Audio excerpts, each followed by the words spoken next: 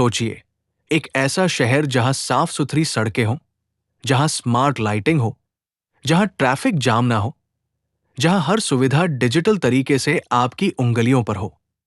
2015 में जब भारत सरकार ने स्मार्ट सिटी मिशन लॉन्च किया था, तब ऐसे ही सपने दिखाए गए थे। 100 शहरों को चुना गया, 1000 करोड़ रुपए प्रति शहर दिए गए और कहा गया कि ये शहर भविष्य के भारत की नींव रखेंगे। लेकिन सवाल ये उठता है कि क्या ये सपना सच हो पाया?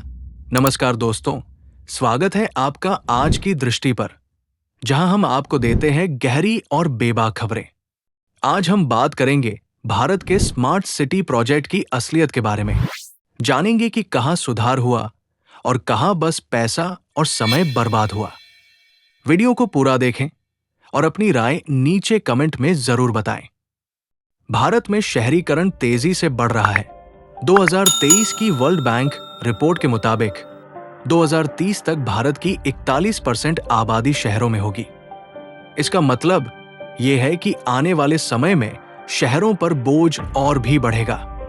इसी को ध्यान में रखते हुए स्मार्ट सिटी प्रोजेक्ट लाया गया, ताकि साफ सफाई, बिजली, पानी, यातायात, डिजिटल गवर्नेंस और पर्यावरण से जुड़े मुद्दों को हल किया जा सके।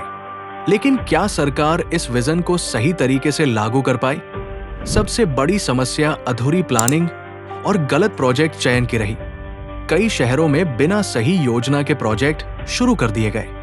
उदाहरण के तौर पर कर्नाटक के तुमकुरु में एक वेंडिंग जोन बनाया गया, लेकिन उसे ऐसी जगह पर बना दिया गया जहां ग्राहक ही नहीं आते। हबल्ली धारवाड़ में 4.59 करोड़ रुपए खर्च करके एक पजल पार्किंग सिस्टम बनाई गई, लेकिन लोग उसे इस्तेमाल ही नहीं कर रहे क्योंकि पास में पहले से ही मुफ्त पार्किंग की सुविधा मौजूद थी। शिवमोगा में 102 करोड़ रुपए की लागत से तुंगा नदी का रिवर फ्रंट प्रोजेक्ट बनाया गया, लेकिन 2 साल बाद भी इसे सही से मैनेज करने वाला कोई नहीं मिला।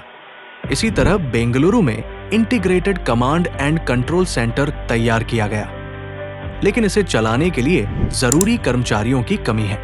आपको क्या लगता है, क्या यह सिर्फ सरकारी पैसा बर्बाद करने का तरीका था, या इसमें सच में कोई लॉन्ग टर्म बेनिफिट मिलेगा?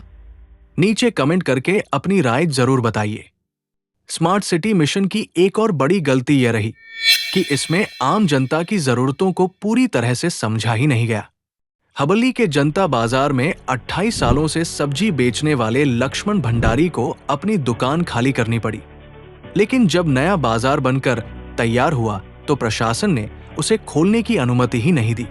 3 साल तक उन्होंने कम आमदनी में काम चलाया और अब प्रशासन उन्हीं दुकानों को ऊंची कीमतों पर नीलाम करने की योजना बना रहा है।